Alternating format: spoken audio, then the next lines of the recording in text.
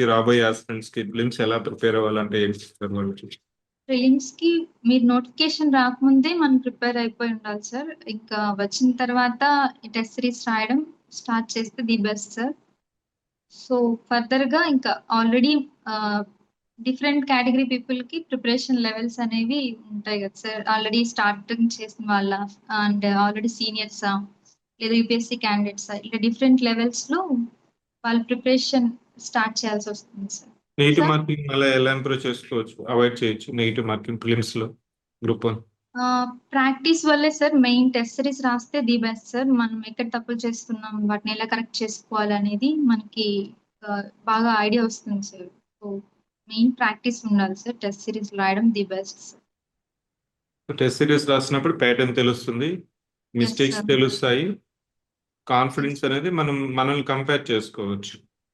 Mains కి వచ్చాక నాకు జనరల్ గా ఇక్కడ యూపీఎస్సీ ప్రిపేర్ అవుతుంటారు. ఇప్పుడు కూడా ప్రతిసారి ఎలా జరుగుతుందంటే యూపీఎస్సీ ఫిలిమ్స్ కి గ్రూప్ 1 నోటిఫికేషన్ కి క్లాష్ అవుతుంది. అక్కడ ఫిలిమ్స్ ఎస్ వరకు సార్. రాస్తారు, ఫిలిమ్స్ అవ్వలేదు అనుకోండి, ఇక్కడ వచ్చి గ్రూప్ 1 ఫిలిమ్స్ రాస్తారు. ఆ, అవును సార్. అవును అలా సార్. డైవర్ట్ అయినప్పుడు ఛాన్సెస్ అనేది I have experience many aspirant.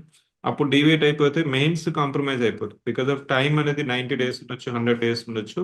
So what is your suggestion, how to balance mains prelims రెండు బ్యాలెన్స్ చేసుకోవాలా, లేకపోతే ఎక్స్క్లూజివ్ ప్రిపరేషన్ చేయాలా? How you have done in your preparation? Both balance చేసుకోవాలి sir, mains and prelims. ఎందుకంటే మనం only mains మీద focus చేస్తే prelims రాకపోతే మొత్తం వేస్ట్ అయిపోద్ది నోటిఫికేషన్ మొత్తం. So prelims also is very stepping stone. అది కూడా దాటిన బోత్ బ్యాలెన్స్ చేసుకుంటూ టైం కేటాయించుకుంటూ బోత్ ప్రిపేర్ అవ్వాలి సార్. మెయిన్స్ లో కంటెంట్ ఇంపార్టెంటా, లేకపోతే రైటింగ్ ప్రాక్టీస్ ఇంపార్టెంటా? రెండింటిని ఎలా బ్యాలెన్స్ చేసుకోవాలి?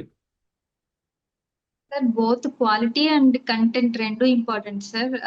సో రెండింటి మీద ఫోకస్ ఉండాలి సార్. ఒకటే అని చెప్పలేను. అది యాక్చువల్లీ బోత్ అవును. Are important sir. Yes, group 1 కి వచ్చిన తర్వాత మీ ద్వారా చెప్పాల్సింది ఇంకా అప్కమింగ్ ఆస్పిరెంట్స్ కి, quantity quality both are important. You have to fill the yes. Time. Yes. నేను క్వాలిటీ మాత్రమే 12 క్వశ్చన్స్ రాస్తాను, 13 క్వశ్చన్స్ రాస్తాను అంటే అవ్వదు. 15 అవ్వదు క్వశ్చన్స్ సార్. రాయాలి.